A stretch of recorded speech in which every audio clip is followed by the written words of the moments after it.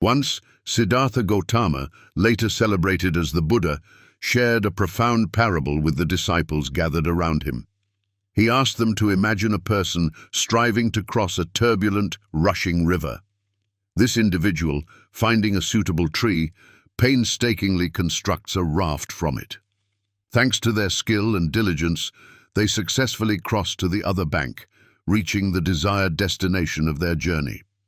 Now, having arrived on the opposite shore, the traveler faces a dilemma requiring a well-considered decision. They need to determine the future of their raft, whether to leave it on the bank, where it has served its purpose, or to continue carrying it with them, burdening themselves with an unnecessary load. The Buddha posed a thought-provoking question to his disciples. Which of these options seems to them the most reasonable and appropriate? To abandon the raft, leaving it behind, or, on the contrary, to stubbornly drag it along, despite its uselessness on dry land? The disciples' response was unanimous and unequivocal. Of course, to leave the raft, as it no longer has any practical value. The Buddha, after carefully listening to them, nodded approvingly. He emphasized that his teachings should be perceived in a similar way. They are intended to help people cross the river of life, full of difficulties and trials. However, like a raft, they should not become an object of blind attachment, a burden that restricts freedom and hinders further progress. This instructive parable profoundly reveals the essence of Buddhist philosophy. The Buddha never demanded unconditional faith from his followers, nor did he claim that his teaching was an infallible dogma, not subject to doubt.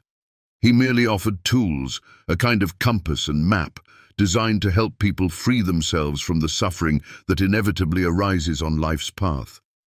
But even these valuable tools, which provide relief and point the way, should not turn into a heavy burden that hinders further progress.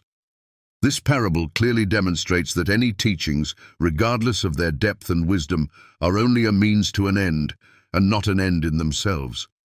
A natural question arises. Who was the outstanding person who first proposed this unique path to liberation from suffering? Who gave the world Buddhism, which has had such a significant impact on the culture and spirituality of millions of people?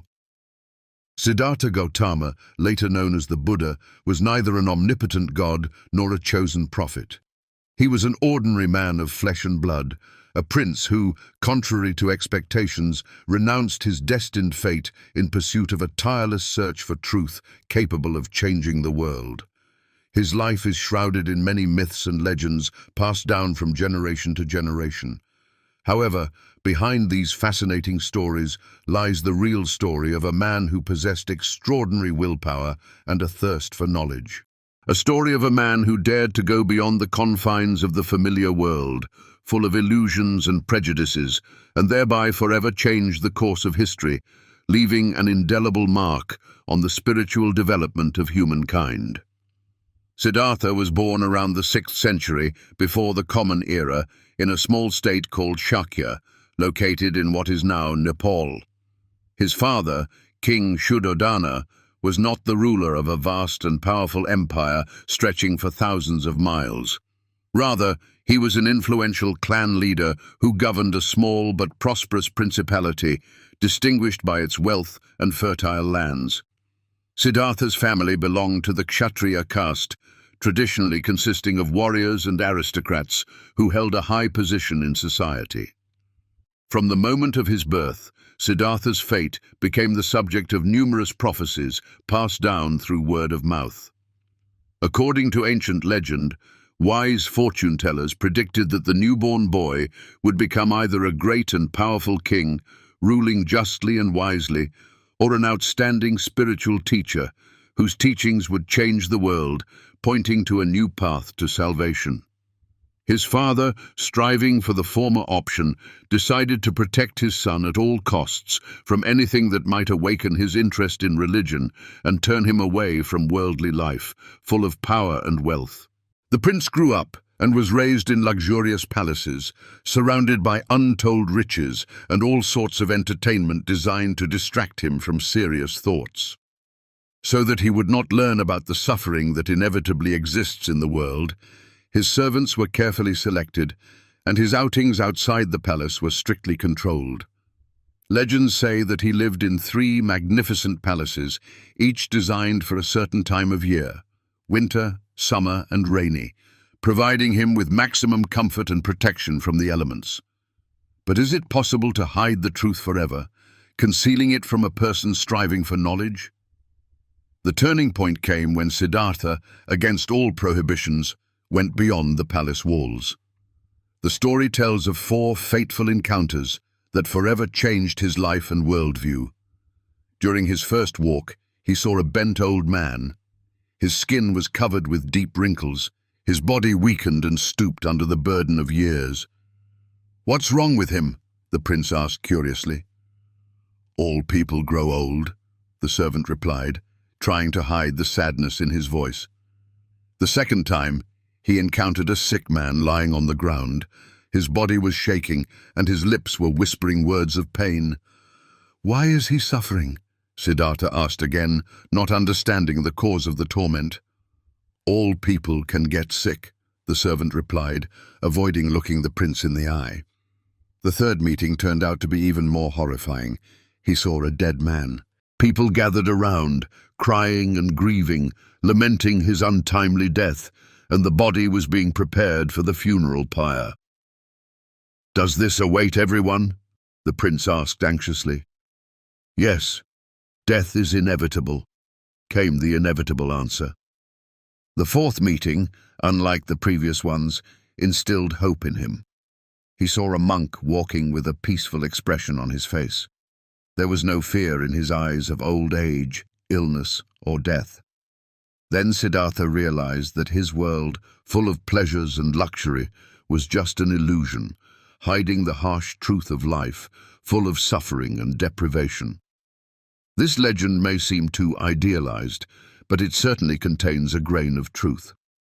In the 6th century before the Common Era, India was experiencing a period of spiritual revolution. There were many religious movements, philosophical schools, teachings about the soul, rituals and practices of asceticism in society. The priests Brahmins taught that salvation was possible only through strict adherence to complex rituals and sacrifices, requiring large expenditures. However, philosophers and hermits were already emerging who sought truth beyond traditional beliefs, striving for personal spiritual experience. Siddhartha, being an intellectual of his time, a young man with a keen mind and a thirst for knowledge, did not want to accept the world as described by priests and elders, blindly following established dogmas. Siddhartha's decision to leave the palace was not a spontaneous impulse, but rather the culmination of a long period of doubt and deep reflection on the meaning of life and the purpose of humankind.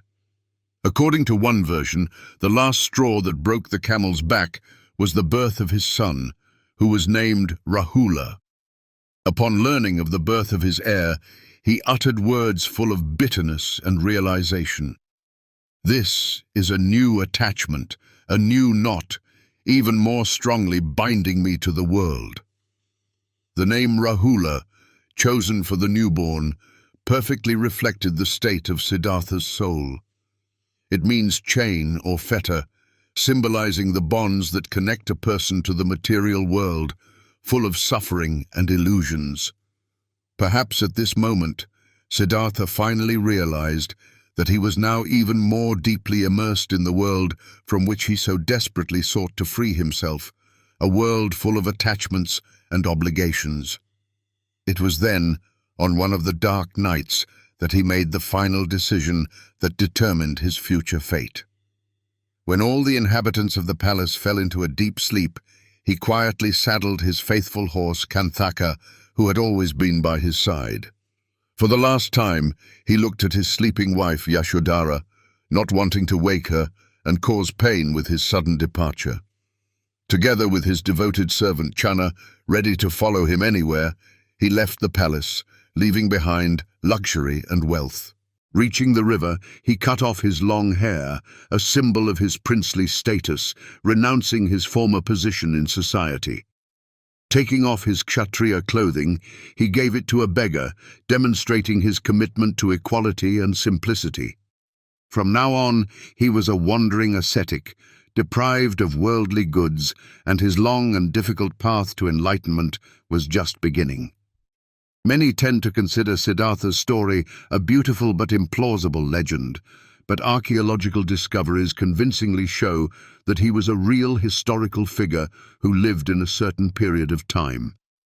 In Lumbini, the place of his birth, ancient inscriptions carved on stones have been found, which confirm the existence of the Shakya principality, where his father ruled.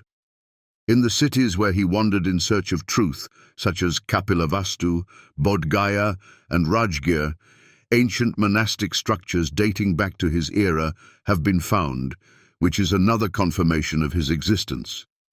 There is even the first documented mention of the Buddha, found in the edicts of Emperor Ashoka, carved on stone pillars in the 3rd century before the Common Era. In these edicts, Ashoka mentions the Buddha as a great teacher whose teachings had a huge impact on his life and reign, confirming that he lived several centuries earlier and left an indelible mark on history. But who really was this man who managed to change the world with his ideas? Where did Siddhartha go after leaving his father's house forever? And how did he manage to find that unique path that changed the lives of millions of people, giving them hope for liberation from suffering? Next, we will examine in detail his thorny path to enlightenment, full of trials and deprivations that he had to overcome before he became the Buddha, an enlightened and wise teacher. In 6th century BCE India, a complex and hierarchical social order existed, firmly rooted in the caste system, which dictated a person's position in society from birth. It was a world where opportunities for social mobility were extremely limited, and an individual's fate was predetermined by their belonging to a specific caste.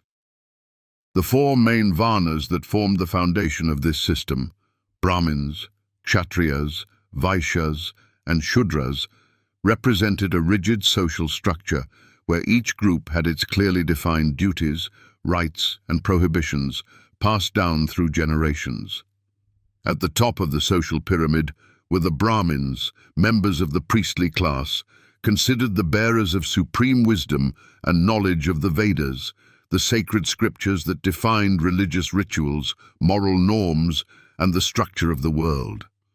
Brahmins wielded immense power and influence, controlling sacrifices, performing intricate Vedic ceremonies, and acting as the main intermediaries between the gods and people.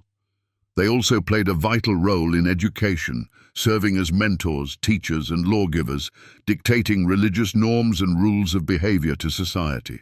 Brahmins were believed to be the link between the celestial and earthly realms, and their authority was justified by divine origin and a special position in society. However, by the 6th century BCE, their unwavering influence began to be questioned by a significant portion of the population, weary of complex rituals and dogmas. Rituals were becoming increasingly complex and convoluted, religion was becoming more formal, and spiritual quests were becoming more individualized, reflecting a growing discontent with the existing order. The next Varna was the Kshatriyas, the warriors and rulers, whose responsibilities included defending the state, governing society, and waging wars. They possessed considerable power in the political and military spheres, but in the spiritual and religious sphere, they deferred to the Brahmins, recognizing their authority. Kings and princes often depended on the priestly class, as Brahmins performed coronation ceremonies and confirmed the divine origin of their power, legitimizing their rule.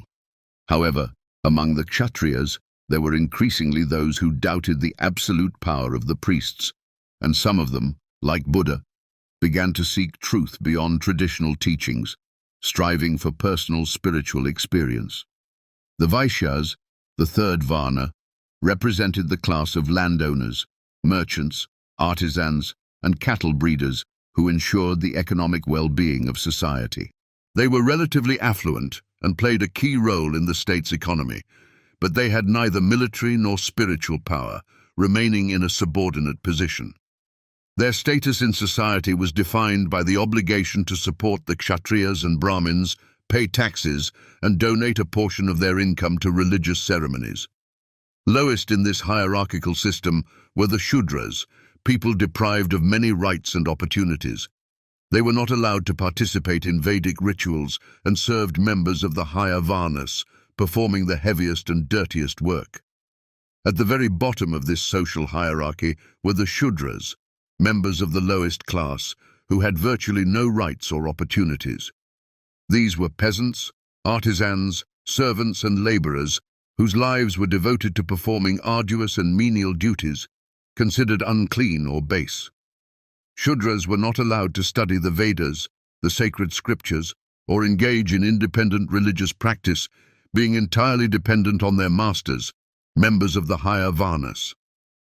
Outside this caste system were the Chandalas, later known as the Untouchables, who occupied the lowest position in society and were subjected to severe discrimination. They performed the dirtiest and most arduous work, considered defiling, such as garbage collection, cremation, and leatherworking. Any contact with them was believed to pollute members of the higher Varnas, leading to their complete isolation and disenfranchisement. By the 6th century BCE, the social structure of India had become extremely rigid and ossified. But along with this, a deep spiritual crisis was brewing in the country, demanding change. Old beliefs, based on complex rituals and sacrifices, were gradually losing their persuasiveness for many people seeking a deeper meaning in life. Questions were increasingly being asked that undermined the foundations of the existing order. Can enlightenment really be achieved through performing sacrifices? Does the salvation of the soul depend solely on belonging to a particular Varna, or are there other paths? Is it possible to overcome suffering without following traditional religious practices? These reflections led to the emergence of new philosophical schools, movements, and spiritual practices, offering alternative paths to salvation and liberation from suffering, among which Buddhism occupied a special place. Siddhartha Gautama grew up in this world, where, as a member of the Kshatriya caste, he was prepared from childhood for a military and administrative career, learning the necessary skills for governing the state. But he was not interested in battles for power and governing people, but in finding the answer to the main question that tormented him from a young age. Why do people suffer? And is it possible to get rid of this suffering? It was this unquenchable thirst for knowledge of the truth and compassion for the suffering that would lead him to the difficult decision to leave the palace, renounce power and wealth, and begin a path that would forever change the history of India and the world, having a huge impact on the culture and spirituality of millions of people. Siddhartha Gautama was an heir to power, grew up in luxury, and knew from childhood that his destiny was to rule. But the inner search that would one day lead him to enlightenment began not with philosophical reflections, but with a personal shock that made him doubt the value of worldly goods. For him, the search for truth became not just a question of curiosity or spiritual growth, but a question of life and death, as he realized that without an answer to this question, life loses all meaning. Why did this happen? It is said that Siddhartha lived in complete ignorance of the suffering prevailing in the world until the age of 29, being shielded from it by his caring father. His father, seeking to shield his son from negative experiences, did everything possible to ensure that he did not learn that there is illness, old age, and death in life, surrounding him only with young, healthy, and happy people. However, one day, during a walk outside the palace, the prince saw 4 scenes that turned his consciousness upside down, forcing him to rethink his views on life. The first encounter occurred when he saw a hunched-over old man moving with difficulty down the street. This was a real shock to him. He had never before thought that people could grow old and lose their strength and beauty. His world consisted of young and beautiful courtiers, full of energy and health, And here before him stood a stooped man with wrinkled skin and trembling hands, demonstrating the inevitability of aging. Siddhartha asked his servant in bewilderment, "Why is this man so weak and infirm?" "All people grow old," the servant replied, explaining the natural aging process. The second time, he saw a sick man lying on the ground. His body trembled from fever, and his face was distorted by pain, testifying to his suffering. "What's wrong with him?" the prince asked anxiously, encountering illness for the first time. "He is sick," the servant replied, explaining the reason for his torment. "Can this happen to everyone?" Siddhartha asked, realizing the vulnerability of humans to disease. "Yes, no one is immune to illness," the servant confirmed. The third encounter shook him even more. On the street, he saw people carrying the body of a deceased person, wrapped in burial cloths. This was Siddhartha's first encounter with death, a phenomenon that had been hidden from him until that moment. "Is this person asleep?" he asked naively, not understanding what was happening. "No, he is dead," the servant replied, explaining the finality of death. "And does death await everyone?" Siddhartha asked in horror. "Yes, everyone will die one day," the servant confirmed, demonstrating the inevitability of death. But it was the fourth encounter that changed him forever, instilling in him hope for the possibility of liberation from suffering. He saw an ascetic, a man who voluntarily renounced worldly life and lived in poverty, but his face shone with peace and tranquility. Unlike the old man, the sick man, and the deceased, he did not suffer, demonstrating inner harmony and freedom. "Who is this?" Siddhartha asked curiously. "This is a monk," the servant replied. "He has left his home and all worldly possessions to find truth and free himself from suffering." These four encounters divided Siddhartha's life into before and after, completely changing his worldview. For the first time, he realized that his wealth, power, and comfort would not save him from old age, illness, and death, and that all worldly goods are temporary and transient. Everything he had been accustomed to since childhood, everything that seemed unshakable and eternal to him, turned out to be temporary and fleeting, unable to protect him from suffering. But if suffering is inevitable, is there a way to free oneself from it? And if such a way exists, how can it be found? This question haunted him day and night, and now it was no longer luxury or duty to his family that determined his life, but a burning desire to find an answer to this question, capable of delivering him from the fear of suffering. The search for truth became a matter of life and death for him, because he saw that otherwise life is just waiting for inevitable suffering. Siddhartha Gautama left the palace, but a long and difficult path lay before him, full of hardship and trials. In his relentless pursuit of truth, Siddhartha journeyed to the most renowned and respected spiritual teachers of his time, seeking answers to his questions. In ancient India, there was a vast array of religious traditions, and almost all of them offered various methods of achieving liberation from suffering, promising deliverance from torment and eternal bliss. The Brahmins, representatives of the priestly class of the Vedic religion, taught that the salvation of the soul was possible only through strict adherence to complex rituals, the performance of sacrifices, and unwavering adherence to the caste obligations prescribed to each person from birth. Ascetics, on the other hand, adhered to a completely different approach.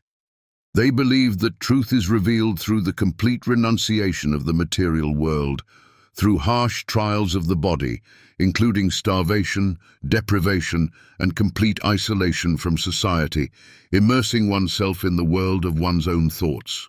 Siddhartha, in his quest to know the truth, tried both of these paths, carefully studying their features and evaluating their effectiveness. He diligently studied philosophy and religion with wise men, but to his disappointment, he did not find convincing answers to his questions, continuing to feel inner dissatisfaction. Then he decided to become an ascetic, striving for enlightenment through the exhaustion of his body, subjecting himself to severe trials. He ate only a few grains a day, maintaining only a minimal level of energy, and meditated to the point of complete exhaustion, depleting himself physically and mentally. However, instead of the long-awaited enlightenment, he only experienced weakness, pain, and disappointment without achieving the desired result. After 6 years of persistent searching, he finally realized that extremes do not lead to truth, and that neither of these paths is the right one. And then, renouncing the path of severe asceticism, he accepted food, regained his strength, and decided to try a different method, combining moderation and mindfulness. Deep meditation aimed at knowing oneself. He sat under a spreading Bodhi tree, which became a symbol of enlightenment in the town of Bodh Gaya, and vowed not to rise from that place until he found the truth, until he unraveled the mystery of human existence. However, his trials were just beginning, and he was to face even greater difficulties on the path to enlightenment. It is said that at the moment when Siddhartha was closest to enlightenment, the powerful demon Mara, representing all the evil of the world, stood in his way. He embodied the illusions, doubts, and attachments that keep people in suffering, preventing them from seeing the truth and gaining freedom. Mara tried to break him in various ways, using all his strength and cunning. First, he sent an army of monsters to intimidate Siddhartha, to instill fear in him, and to force him to abandon his goal. The demons threw spears, brandished swords, spewed fire, and emitted terrible cries. But as their weapons approached him, they miraculously turned into flower petals and fell peacefully to the ground, causing him no harm. Then Mara, seeing that force did not work, decided to change tactics and act differently, using more sophisticated methods. He sent his beautiful daughters, embodiments of passions and sensual pleasures, to seduce him and distract him from meditation. They danced before him, displaying their beauty and grace. Their voices were as sweet as honey, and their movements were seductive and full of sensuality. But Siddhartha remained unmoved, maintaining his calm and detachment. He understood that desires are like a mirage in the desert, which disappears as soon as you approach it, bringing no quenching of thirst.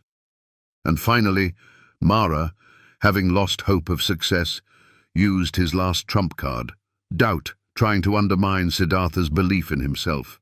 He approached Siddhartha and asked mockingly, "Who will confirm that you have truly achieved the truth? What right do you have to enlightenment? Who will testify to your righteousness?" At that moment, Siddhartha, without hesitation, lowered his hand and touched the earth, demonstrating his connection to it. And at that very moment, the earth rumbled, recognizing his victory over Mara and confirming his right to enlightenment.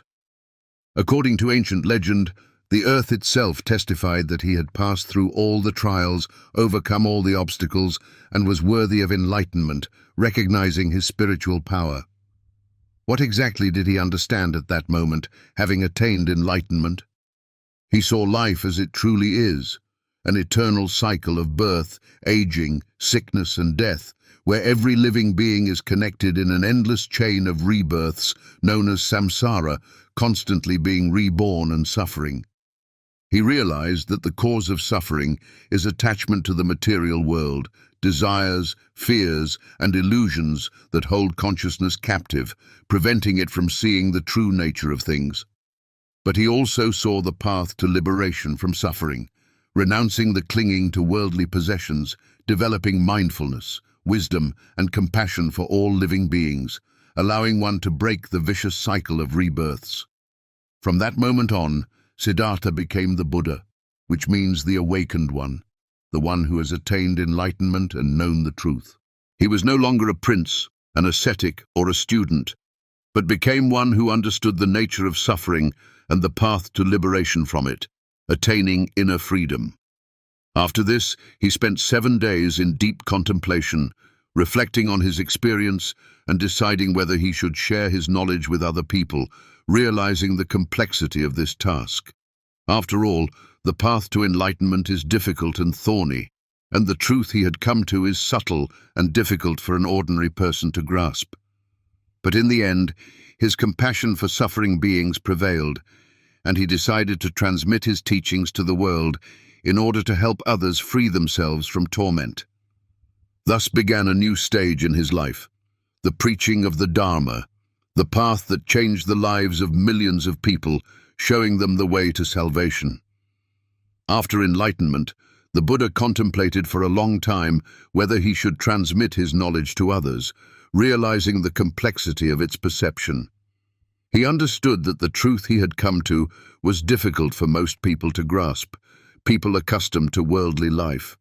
Most people live in the chains of desires and attachments, chasing illusions and material possessions, and it is difficult for them to accept that suffering arises precisely because of this desire to cling to a world that is constantly changing and cannot bring true happiness.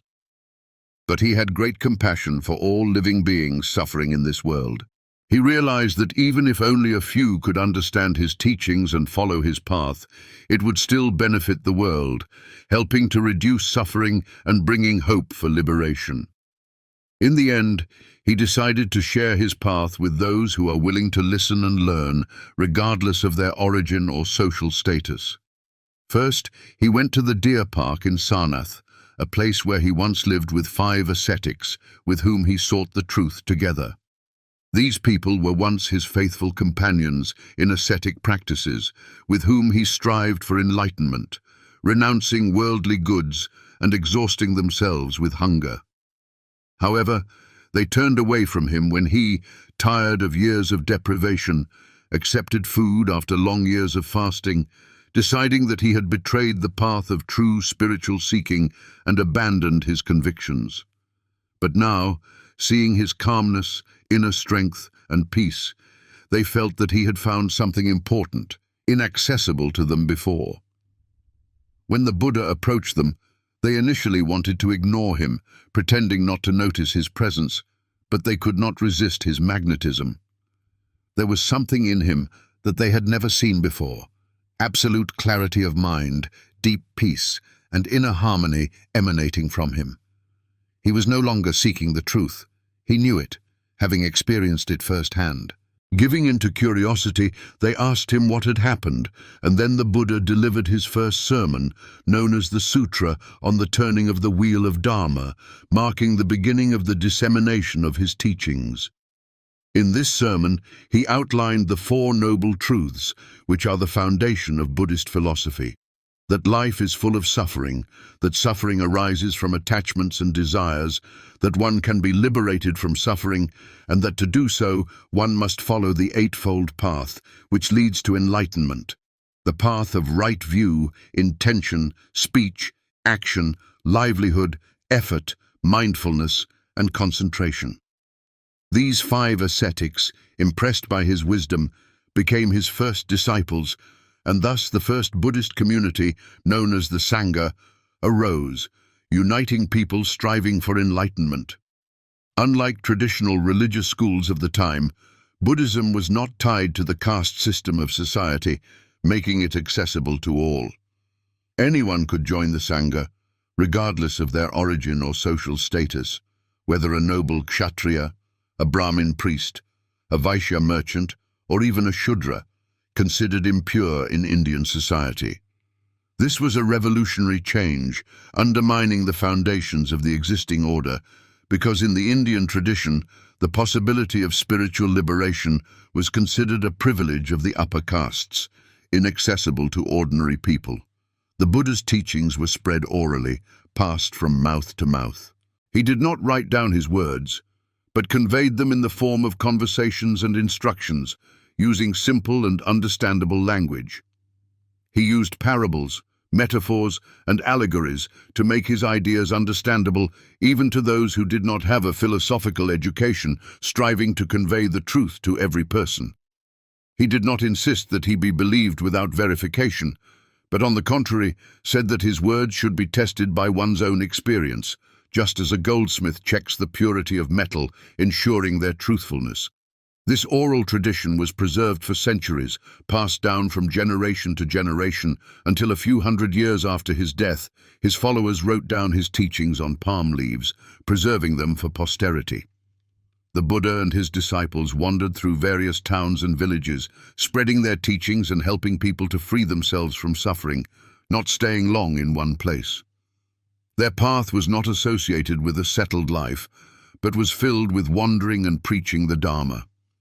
They lived on alms, following the principle of minimal needs and renouncing excesses. However, gradually the Buddhist community grew and strengthened, and monasteries appeared where monks could devote themselves to the practice of meditation, learning, and discussion of the teachings, creating centers of spiritual development. But Buddhism also had opponents who were unwilling to accept its teachings and sought to maintain their power. The Buddha's teachings denied the need for priests, complex rituals, and sacrifices, undermining the foundations of traditional religion. It said that spiritual liberation does not depend on one's position in society, but is available to anyone who is aware of the nature of suffering and learns to overcome it, regardless of their origin. This caused a sharp reaction from the Brahmins, representatives of the priestly class, who were unwilling to lose their power. In traditional Vedic religion, they held a monopoly on sacred knowledge, conducted complex rituals, managed sacrifices, and controlled the religious life of society, occupying a privileged position. If salvation became accessible to everyone without the involvement of priests, their authority would be threatened, which provoked their dissatisfaction and resistance. This opposition gradually intensified, leading to conflicts and disputes. Despite the patronage of certain rulers, especially the great Emperor Ashoka in the 3rd century before the Common Era, Buddhism in India gradually lost its influence, giving way to other religious movements. Brahmanism, having transformed into Hinduism, was able to adapt some Buddhist ideas, but at the same time preserve the caste system, religious rites, and priestly hierarchy, which ensured its support among the population. Another reason for the decline of Buddhism was its dependence on the support of rulers, losing its position with changes in power. Buddhist monasteries flourished when kings patronized them, providing financial support. But as soon as a dynasty changed and a new ruler supported Hinduism, the monks lost their sources of funding and found themselves in a difficult situation. As a result, by the 7th century, Buddhism was in decline in India, and by the 10th century it had practically disappeared, especially after the invasion of Muslims, who destroyed monasteries and temples, persecuting Buddhists. But by that point, Buddhism had already spread throughout Asia, resonating in the hearts of millions of people. It took root in Sri Lanka, where one of the oldest schools of Buddhism, Theravada, has been preserved, continuing the traditions of early Buddhism. Although Buddhism practically disappeared in its native India, its teachings continued to spread to other Asian countries, transforming under the influence of local traditions and beliefs and taking on new forms. It penetrated China, where it merged with Taoism and Confucianism, giving rise to a unique direction known as Chan, and later Japanese Zen, which had a huge impact on the culture and spirituality of these countries.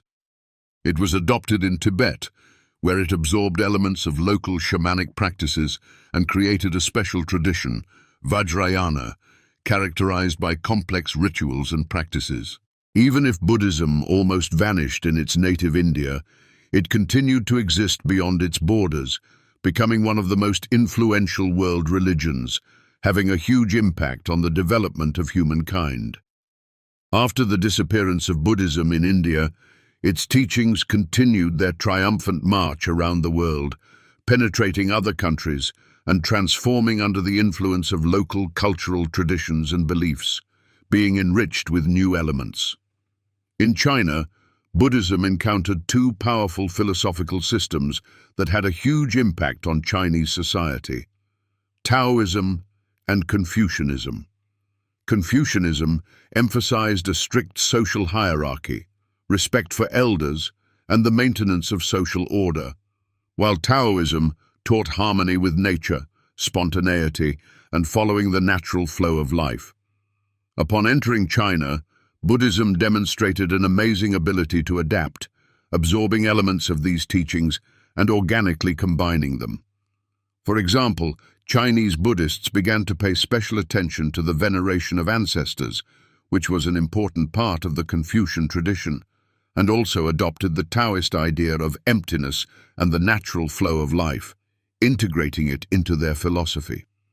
As a result, many Chinese schools of Buddhism appeared, among which Chan stood out in particular, a teaching based on the direct experience of truth, meditation, and the rejection of complex texts and rituals, focusing on direct experience.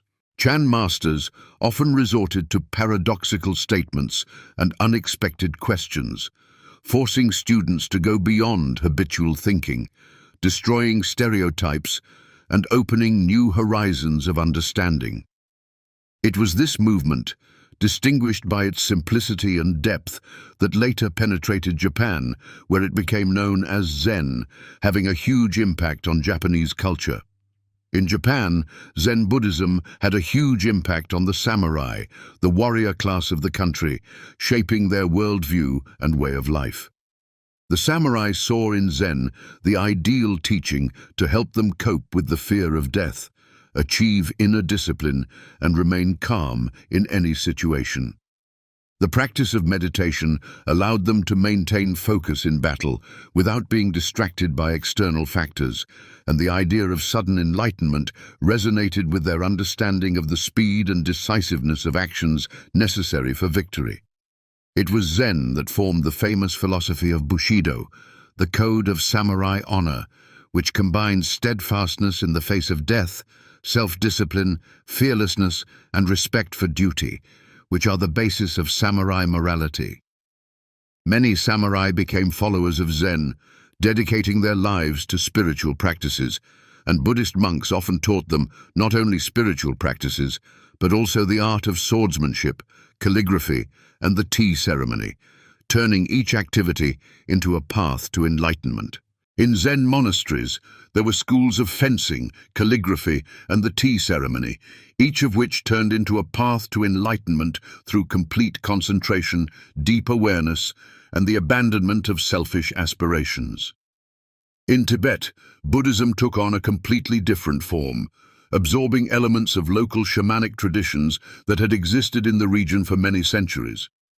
Here, a unique school was formed, Vajrayana or Tantric Buddhism, in which complex rituals, mantras, and meditations aimed at achieving enlightenment played an important role.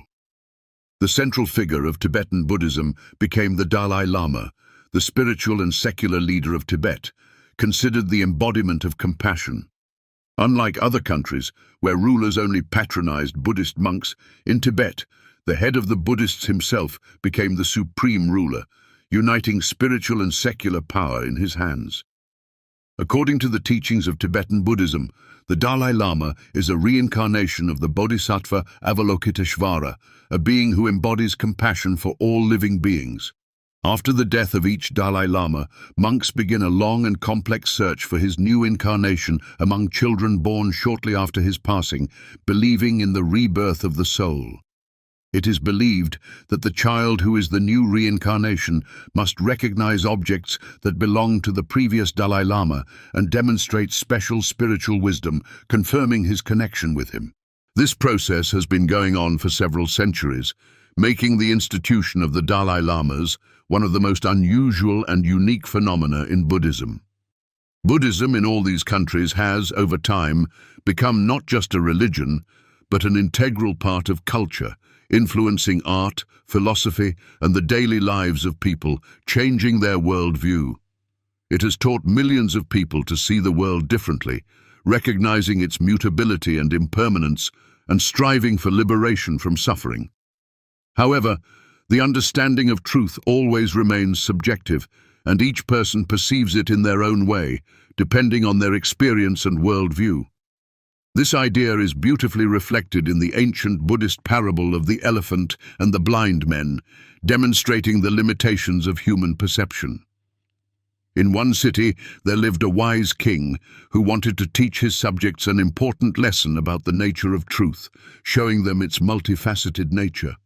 He ordered 6 blind men who had never seen an elephant before to be brought to him and placed in front of this huge animal so that they could form an idea of it. Each of the blind men was to describe by touch what kind of creature it was, based on their sensations. One, touching the elephant's tusk, exclaimed in surprise, "The elephant is like a spear, hard and sharp." Another, feeling the elephant's huge ear, said with confidence, "No, you are mistaken. It is a huge fan-like covering, wide and thin." A third, grabbing the elephant's thick leg, confidently stated, "You are both wrong. It is a thick column, round and massive." A fourth, grasping the elephant's flexible trunk, said with surprise, "No, it's a snake, writhing in the air, long and mobile." A fifth, touching the elephant's broad side, objected, "You are all wrong. It's a wall, flat and wide." And the sixth, holding on to the elephant's thin tail, concluded, "You are all mistaken. It's a rope, thin and flexible." After that, they began to argue fiercely with each other, confident in their correctness and defending their point of view. The king listened carefully to their dispute and burst out laughing, realizing the comical nature of the situation. "You are all right and wrong at the same time," he said wisely. "Each of you has only learned part of the truth, having felt only one side of the elephant, but none of you has seen the whole picture, not realizing its entire essence." This parable clearly illustrates the essence of the Buddhist view of the world, emphasizing the limitations of human perception. Truth is multifaceted and complex, and each person perceives it depending on their personal experience, knowledge, and beliefs, seeing only part of the whole. Likewise, Buddhism, having spread to different countries and cultures, has changed under the influence of local traditions, but at the same time has retained its essence, the path to liberation through awareness of the nature of suffering and overcoming the attachments that lead to torment. The foundation of Buddhist teaching consists of the 4 noble truths, which the Buddha proclaimed in his first sermon after enlightenment, revealing to the world the path to salvation. These truths provide the key to understanding the nature of suffering and methods for overcoming it, offering practical guidance to liberation. The Buddha compared them to a medical diagnosis and treatment, emphasizing their practical benefit. First, one must recognize the illness and acknowledge its presence, then find its cause, understand that recovery is possible, and finally, follow the path to healing, leading to complete recovery.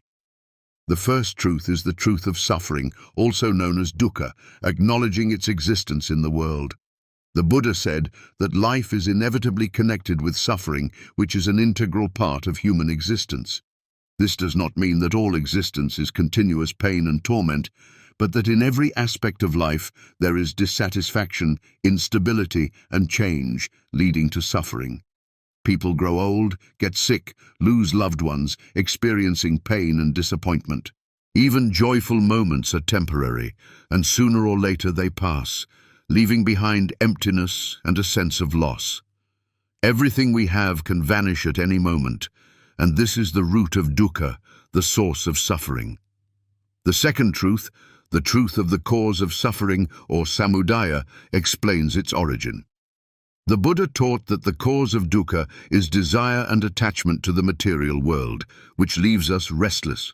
We want pleasant moments to last forever, but they inevitably pass, failing to live up to our hopes. We fear loss because we are attached to things and people, failing to realize their temporary nature. We crave recognition, power, pleasure, and material possessions, and when we do not get them, we suffer, feeling unhappy. Even if desires are fulfilled, new ones soon appear, and this cycle never ends, leaving us unsatisfied. At the heart of everything lies craving, or tanha, a constant striving for more, an insatiable desire that makes the mind restless and prevents it from finding peace. The third truth, the truth of the cessation of suffering, or nirodha, offers hope for liberation. The Buddha asserted that freedom from suffering is possible and that one can achieve a state of peace and happiness. If the cause of dukkha is attachment and desire, then by getting rid of them and letting go of one's passions, one can reach a state of calm and tranquility. This does not mean becoming indifferent to everything. It simply means ceasing to cling to what comes and goes, accepting the world as it is. In this state called nirvana, the mind is calm and free, no longer involved in the endless pursuit of pleasure, and attains true happiness. The fourth truth, the truth of the path to the cessation of suffering, or marga, points the way to liberation. The Buddha indicated a specific path leading to freedom from suffering, offering practical guidance. This path is known as the Noble Eightfold Path, consisting of 8 interconnected elements. It includes right understanding, right intention, right speech, right action, right livelihood, right effort, right mindfulness, and right concentration, all of which contribute to spiritual growth. Following this path helps one develop wisdom, morality, and focus, gradually freeing one from suffering and leading to enlightenment. The Buddha understood that not everyone is ready to give up attachments immediately, and that this process takes time and effort. Therefore, he did not demand instant renunciation of the world, but suggested gradually becoming aware of the nature of suffering, observing one's desires and learning to let them go without succumbing to their power. He told the parable of the arrow wound to explain why it is important to focus on the main thing, finding a way out of suffering without being distracted by extraneous questions. Once, a student came to the Buddha and began asking many philosophical questions about the nature of the world. He asked if there is a world after death, whether the soul is eternal, whether there is a God, and other complex questions. The Buddha listened attentively and replied with wise words. Imagine you have been struck by a poisoned arrow. You are wounded, you are in pain. The poison is spreading rapidly through your body, threatening your life. What is more important to you at this moment, to immediately pull out the arrow and save your life, or to first waste time finding out who shot you, what kind of wood the shaft is made of, what exactly the tip of the poisoned arrow is smeared with, and other useless details? The student, realizing the absurdity of the situation, pondered his words. The Buddha continued his thought. So too, dear student, you are suffering, but instead of focusing on finding a way to relieve these torments, you waste precious time on unnecessary philosophical reflections that bring no benefit. It is not so important where the world came from and what will happen after death if it does not help you now. What is important is to understand how to free yourself from dukkha, from suffering, and to start acting immediately, not wasting time on empty talk. This parable teaches us that there are questions in life that may be interesting from a theoretical point of view, but that will not bring us any practical benefit, distracting us from the main thing. The task of a person striving for happiness is not to waste time searching for answers to endless abstract questions, but to see the essence of their suffering and immediately begin the path to liberation from it, using proven methods. The Four Noble Truths and the Noble Eightfold Path are a practical guide that the Buddha left to those who seek genuine peace, tranquility, and happiness, wishing to help them free themselves from suffering. From a Buddhist perspective, suffering, or dukkha, is an integral part of life that everyone faces, regardless of their desires. It is not only physical pain or difficult life trials, but also a deeper state of dissatisfaction that is present in everything, depriving us of joy. Everything in this world is impermanent.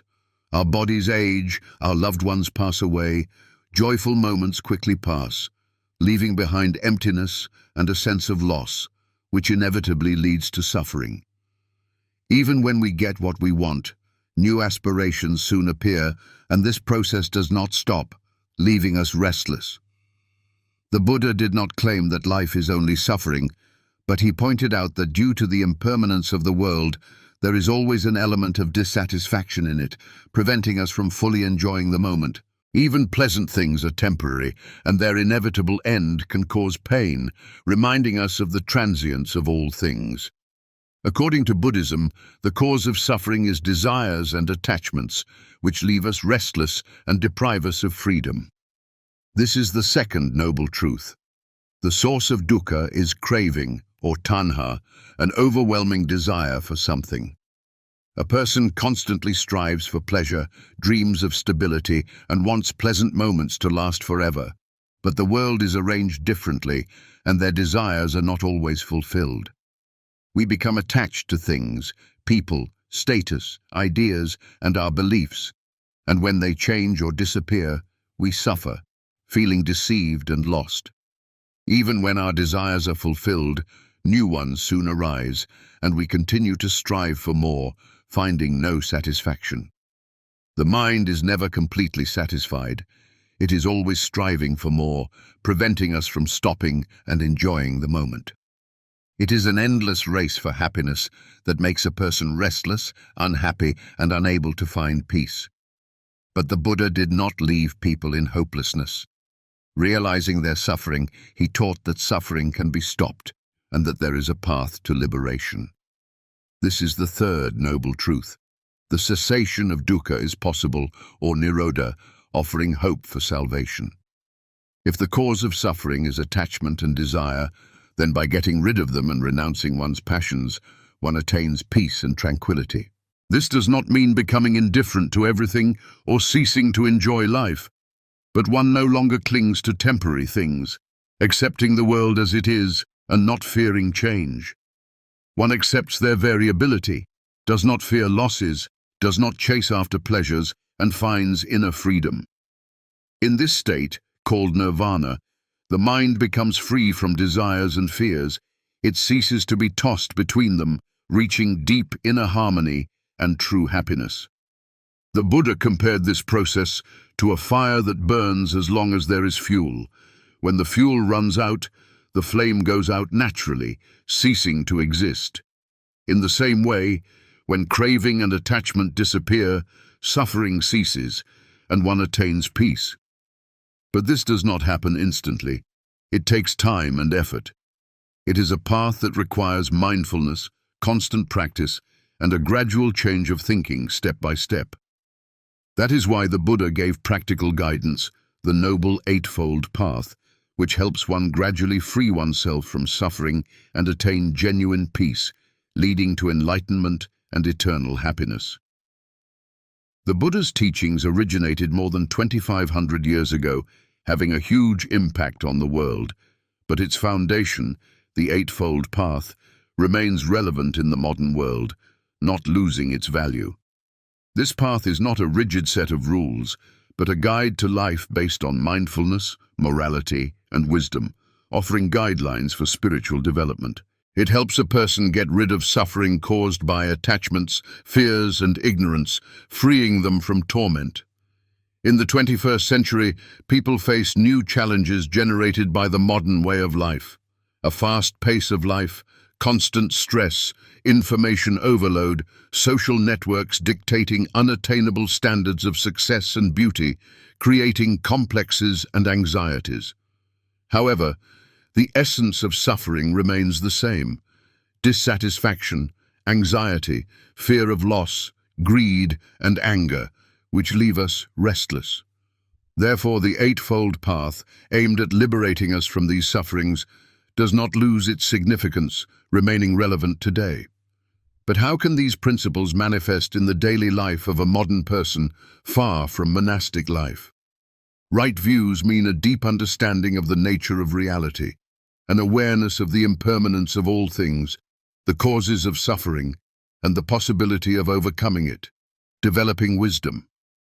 In the modern world, this manifests in the ability to see things as they really are, and not through the prism of illusions, prejudices, and unjustified expectations, accepting the world as it is. A person who follows this principle does not cling to unattainable dreams, does not fear inevitable changes, and realizes that happiness does not depend on external circumstances, but is found within. Right intentions, are a conscious rejection of selfish desires, malice, and attachments that hinder spiritual development. This does not mean that a person becomes insensitive and indifferent to those around them, but one ceases to follow one's desires blindly, without thinking about the consequences. For example, in modern society, people often chase after wealth, high status, fame, and recognition. But even after receiving them, they do not become happy, feeling an inner emptiness. Liberating oneself from imposed goals and replacing them with sincere, benevolent intentions aimed at helping others leads to inner peace and tranquility. Right speech is the renunciation of lying, slander, rudeness, and empty talk that does not carry useful information, developing morality. In the world of social media, this principle is especially relevant given the speed with which information spreads. People often cast words carelessly, sparking conflicts, hatred, and misunderstandings, exacerbating situations. Adhering to this principle is not only about honesty and truthfulness, but also about the ability to speak consciously, with kindness, tact, and respect for the other person without causing them harm. Acting rightly means upholding ethical principles and moral norms, respecting other people. In today's world, this can mean refusing to engage in fraud, deception, or exploitation of others for personal gain. It also involves caring for the environment, ecology, and animals, demonstrating responsibility for one's actions. A person who acts consciously does not harm themselves or others, living in harmony with themselves and the world around them. A righteous way of life is earning a living honestly, without causing harm to other people or the environment, while cultivating awareness. The Buddha taught that it is undesirable to engage in trade in weapons, people, drugs, and alcohol, which bring suffering. In the contemporary world, this can be broadened, adapting it to new conditions and challenges. Following this principle means refraining from activities that contradict morality, manipulate people, destroy nature, and harm society. Some believe that Buddhism is a religion for monks, and that following its principles in ordinary life is impossible, requiring seclusion. But the Buddha himself said that his teachings are accessible to everyone, regardless of their social status or way of life. It is not necessary to retreat to a monastery to apply the Eightfold Path in everyday life, renouncing society. Buddhism is not simply meditation and asceticism. It is a way of life based on mindfulness, wisdom, and virtue, available to all. An ordinary person can follow Buddhist principles in their family, at work, and in their interactions with others, expressing their humanity. For example, they can practice mindfulness, noticing their thoughts, emotions, and reactions without succumbing to impulsive desires and anger. They can cultivate compassion, helping other people, forgiving offenses, and not holding grudges, striving for harmony. They can live consciously, not clinging to material things, understanding that happiness does not depend on external factors, but resides within. They can meditate, even if briefly, but regularly, to quiet the mind and find inner peace. Many Buddhist teachings are aimed at enabling a person to exist harmoniously in the world, without abandoning social life and benefiting society.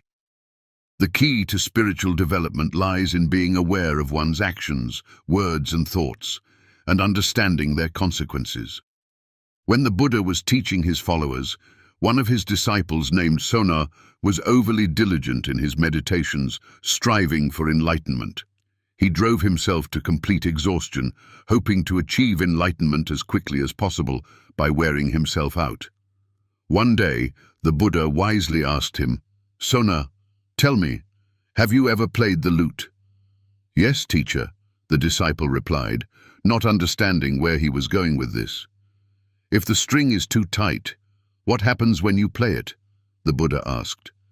"It breaks and stops sounding," Sona replied. "And if the string is too loose, what happens?" the Buddha continued. "It doesn't make any sound," the disciple answered. "It is the same with spiritual practice," the Buddha said, summing up. "Excessive zeal, leads to exhaustion, and too weak an effort leads to inaction, bringing no results. Only the middle path, where there is balance and harmony, leads to enlightenment, freeing one from suffering. This parable reminds us that Buddhism is not about extremes, but about balance and moderation in everything, not requiring asceticism. One should not torment oneself with excessive efforts, but neither should one indulge in laziness and inaction, but rather strive for harmony. The Eightfold Path is a harmony between inner discipline and the natural flow of life, requiring mindfulness. Following the Eightfold Path in the 21st century is possible and even necessary, given the complexities of modern life. It does not require renunciation of the world and social connections, but rather helps to live consciously in it, not clinging to illusory values and not succumbing to negative influences. A person can be a true Buddhist without becoming a monk and renouncing worldly life. What matters is not where one lives and what one does, but how one thinks, how one acts, and what principles one professes, taking responsibility for one's actions. Emptiness, or shunyata, is one of the key concepts of Buddhism, which turns our habitual notions of reality upside down, forcing us to rethink the world. In everyday life, we perceive the world around us as consisting of separate objects and phenomena. A chair is a chair, a person is a person, a tree is a tree, and we are used to this. We are accustomed to thinking that things exist on their own, possess their own immutable essence, and are independent of each other. But Buddhist philosophy asserts the opposite, offering a completely different point of view. Nothing exists independently. Everything is interconnected and depends on a multitude of conditions and factors that influence each other. When we talk about emptiness, it is easy to imagine absolute nothingness, a kind of vacuum, a complete absence of everything that exists. But this is not what Buddhism implies, and this is important to understand. Shunyata means the absence of an inherent, unchanging nature in all phenomena, the absence of self, the understanding that all things are conditioned and transient. Anything exists only through its connection with other things, being in constant interaction and dependence on them, forming a unified system. If we take, for example, an ordinary table that stands in a room, we see that it consists of wood, nails, glue, and other materials.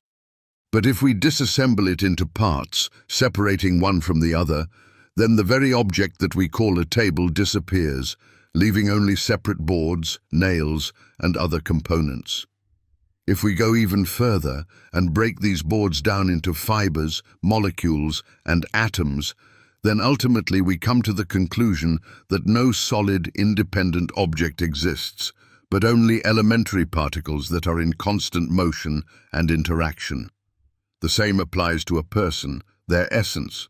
When we say I, what exactly do we mean? What definition do we give to this concept? The human body is constantly changing. Cells die and are renewed, hair grows and falls out, blood circulates, renewing itself. Thoughts, emotions, and character also do not remain unchanged, undergoing changes over time under the influence of various factors. Is the person in childhood, adolescence, and old age the same person, or already someone completely different, changed beyond recognition? If we break down the personality into memories, beliefs, temperament, desires, and habits, where in all of this is the unchanging I that defines their essence?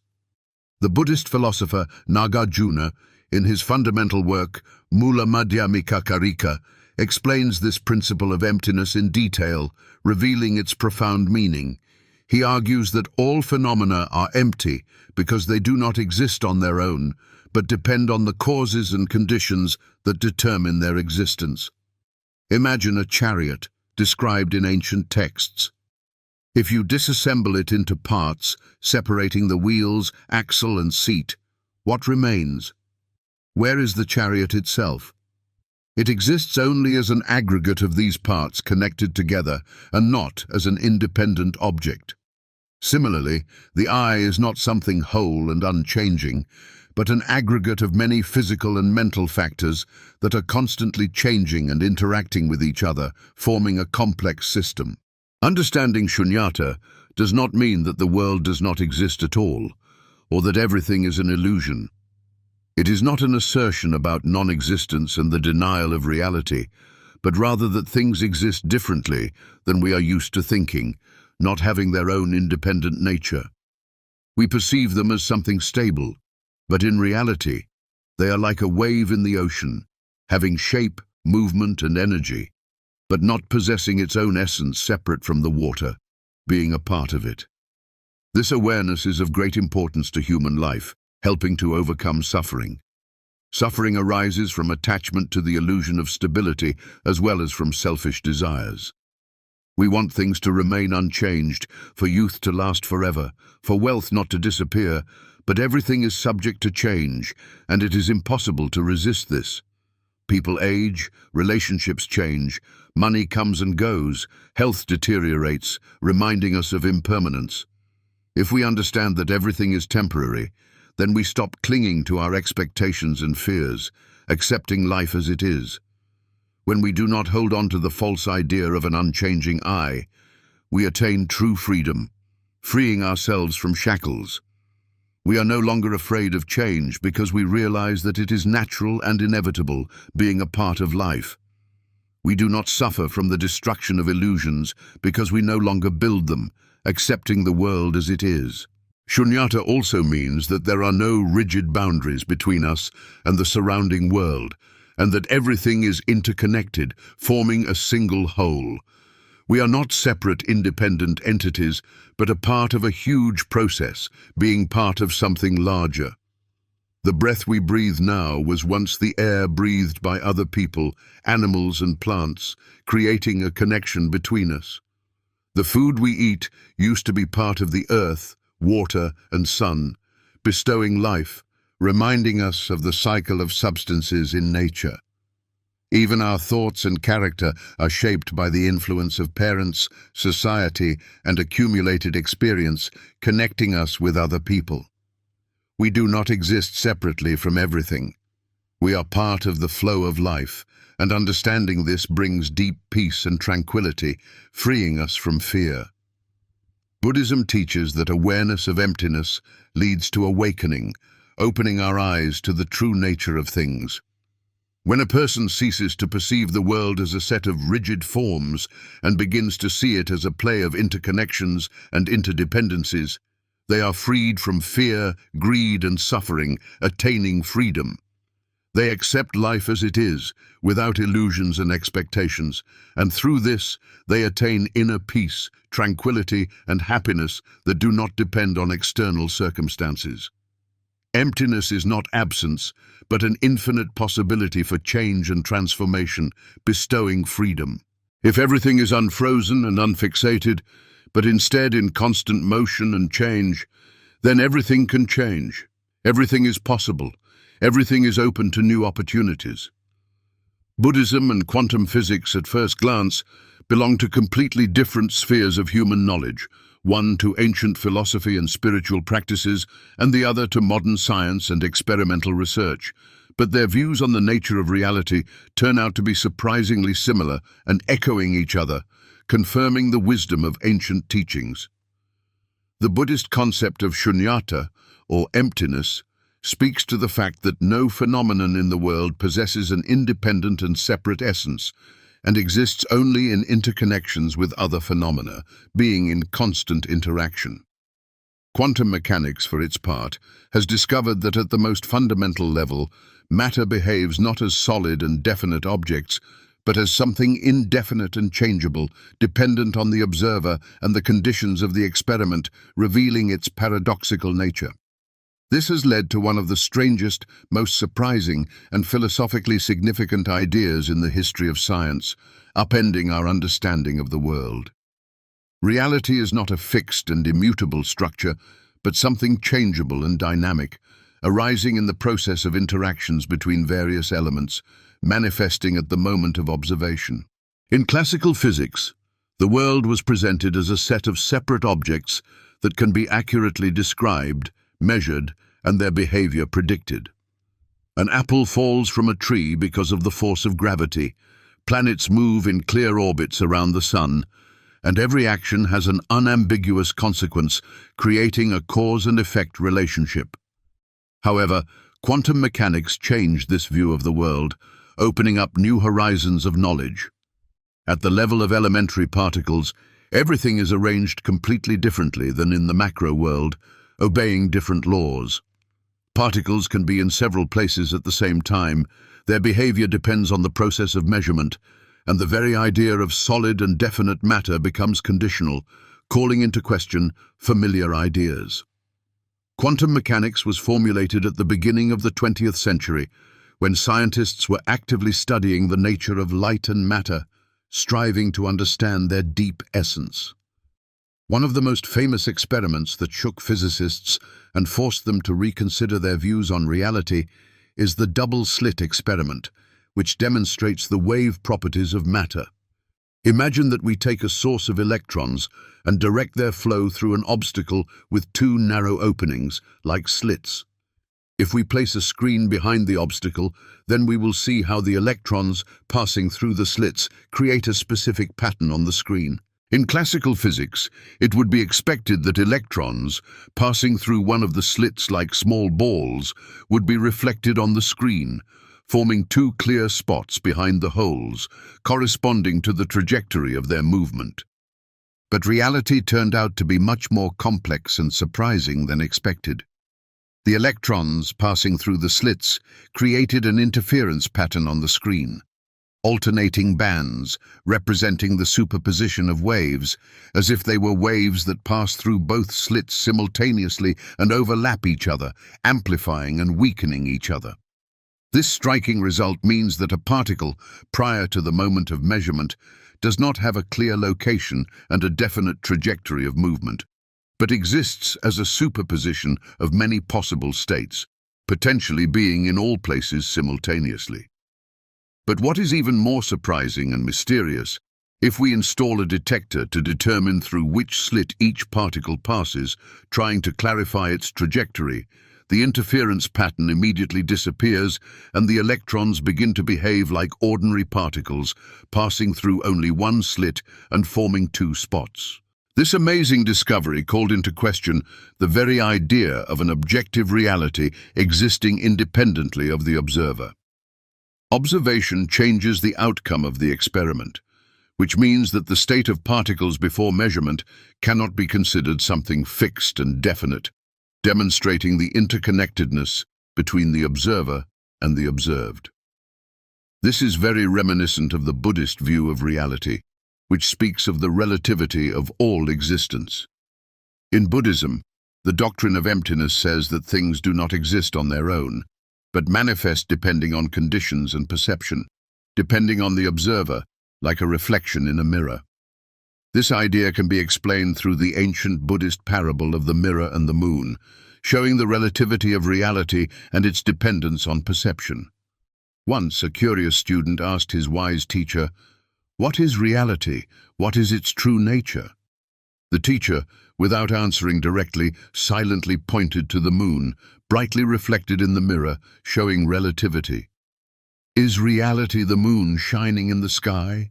asked the student, not understanding the essence. "No," replied the teacher. "It is only its reflection, not the moon itself." "So, is reality the mirror, reflecting light?" continued the student. "No, the mirror only shows what falls into its field of vision, not creating it," answered the teacher. "Where, then, is reality located, if not in the moon and not in the mirror?" The teacher smiled and said, "It is in what happens between the mirror and the moon, in the interaction between them." This parable illustrates the main paradox of quantum mechanics, emphasizing the relativity of reality. Reality is not just an object existing independently of us, and not just its reflection, but something that arises in the process of perception and interactions between various elements, forming it. Before the moment of observation, a particle exists in an indefinite state, possessing potentiality, just as the reflection of the moon in the mirror is not the moon itself, but only its image. But without a mirror, the reflection will not appear, just as without an observer, a specific state of the particle will not manifest, demonstrating their interconnectedness. In the 20th century, the outstanding physicist John Wheeler proposed the concept of a participatory universe, according to which the very fact of observation shapes reality, actively participating in its creation. He even conducted a thought experiment showing that the choice made by the observer in the present can affect how the particle behaved in the past, rewriting history. This raises a legitimate question. Does an objective reality exist at all, independent of our subjective perception, or is it just a construct of our mind? Buddhist philosophy asserts that it does not, that reality is relative and depends on the observer. Reality does not have a solid and immutable structure, but is a dynamic flow of interdependent phenomena in constant interaction and change, forming a single system. We are accustomed to thinking that the world consists of clear, definite, and separate objects, but in reality, everything in it is temporary, changeable, transient, and devoid of independent existence, being part of something greater. For example, a person is not an immutable entity, but a collection of a physical body, thoughts, emotions, and sensations that are constantly changing and undergoing transformations over time. If we disassemble the personality into its constituent elements, memories, beliefs, desires, habits, and character traits, then where in all of this is the immutable and constant self that defines its essence? Quantum physics confirms this at the most fundamental level, exploring the nature of matter. Particles, which are the basis of matter, exist as a multitude of potential possibilities and probabilities until they interact with something else, manifesting themselves at the moment of measurement. Similarly, Buddhist emptiness speaks of the fact that everything exists only depending on conditions, circumstances, and perception without having its own selfness. These ideas are not just theoretical reflections, but practical tools that can change our perception of the world and our attitude to life, freeing us from suffering. We suffer because we cling to the illusion of stability, to material things, to relationships with other people, to our personality and our beliefs, fearing change. We fear change because we believe in the solidity and immutability of reality, not realizing its fluidity and impermanence, creating false hopes for ourselves. But if we understand that everything is temporary and transient, that no thing exists on its own and is not eternal, we gain freedom from fear and anxiety, accepting the world as it is. Realizing this is like waking up from a dream, freeing ourselves from illusions.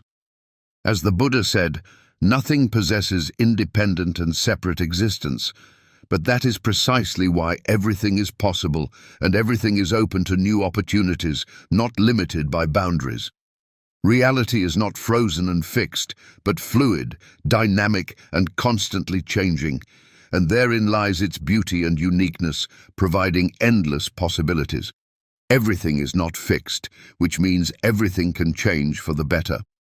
The world is not a solid and definite structure, but an infinite field of possibilities, open to our perception and ready to be realized. Buddhism is not just a religion with a set of dogmas and rules, but a deep philosophical system, offering people not ready-made answers, but practical tools and methods to improve their lives and achieve happiness. That is why, even after 2,500 years, its ideas remain relevant and in demand, finding a response in people's hearts. In the modern world, where stress, uncertainty, and the constant race for success have become the norm of life, Buddhism helps to look at your life differently, find inner balance, cope with difficulties, and gain freedom from unnecessary suffering, pointing the right way. One of the key ideas of Buddhism is mindfulness, or the ability to be here and now, fully present in the current moment. We often live either in the past, remembering grievances and regrets, or in the future, worrying about what might happen, not enjoying the present. But real life happens precisely in the present moment, in the second in which we live. Buddhist practices teach us to notice what is happening around and inside us, without being distracted by endless thoughts, anxieties, and fantasies, focusing on the present. This is not just a philosophical concept, but a skill that can be developed with the help of meditation and other practices, improving your life. Modern research in the field of neuroscience shows that meditation, based on the principle of mindfulness, helps reduce stress levels, improves concentration, and even has a positive effect on brain health, improving its work. Buddhism teaches that everything in the world is subject to change, constantly in motion. We try to hold on to what we cherish, relationships with loved ones, youth, material possessions, power, recognition. But sooner or later, all of this changes or disappears, causing us pain. It is precisely the fear of change and the attempt to resist the inevitable that become the cause of our suffering, depriving us of peace. When a person accepts the idea of impermanence, they begin to experience losses and disappointments more easily, not perceiving them as something tragic and not blaming themselves. Life becomes freer when you do not cling to illusions of stability and accept change, following its flow. Buddhism does not say that you need to give up everything worldly, abandon your family, and go to a monastery, but it also does not encourage accumulation. But it shows that attachments to things, people, and our ideas about ourselves make us vulnerable and dependent on external factors. We become dependent on external circumstances. And if something does not go as we expected, we experience pain, disappointment, and anger.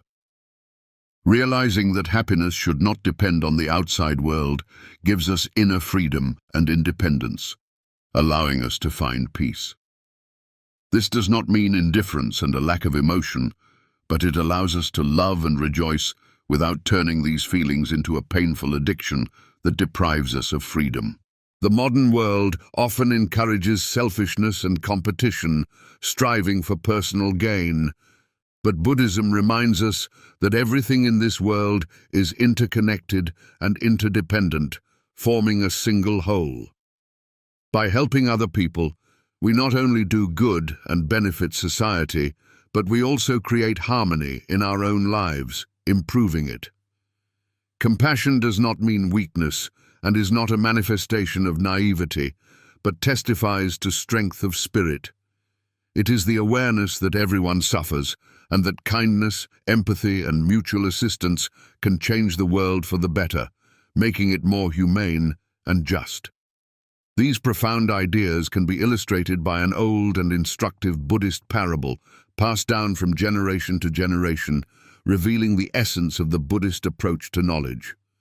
Once, a well-known professor of philosophy who studied various religious teachings came to a wise Zen master to share his views on Buddhism, hoping to gain approval.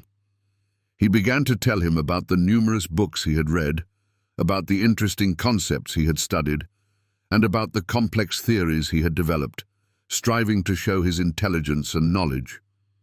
The master, showing patience and respect, listened to him silently and attentively, without interrupting, and then, without saying a word, began to pour him fragrant tea, demonstrating hospitality. When the cup was full to the brim, the master did not stop, but continued to pour the tea, and the hot liquid began to spill over the edge, burning his hands and spilling onto the table. "What are you doing? Stop!" exclaimed the surprised professor, not understanding the master's actions. "The cup is already full to the brim, and no more will simply fit into it, no matter how much you pour." Then the master, looking at him with a wise smile, said, "You are very similar to this full cup, esteemed professor.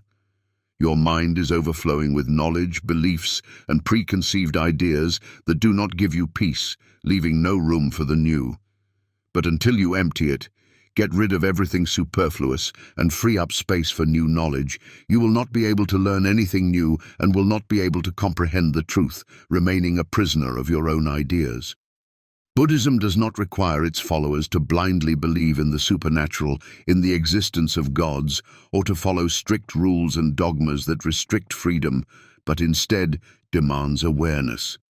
It offers a unique way of looking at the world differently, noticing its changeability, impermanence, and interconnectedness of phenomena, not clinging to illusions, but developing mindfulness, compassion, and kindness. These principles are universal and beneficial to every person, regardless of their religious views, cultural background, and social status, pointing the way.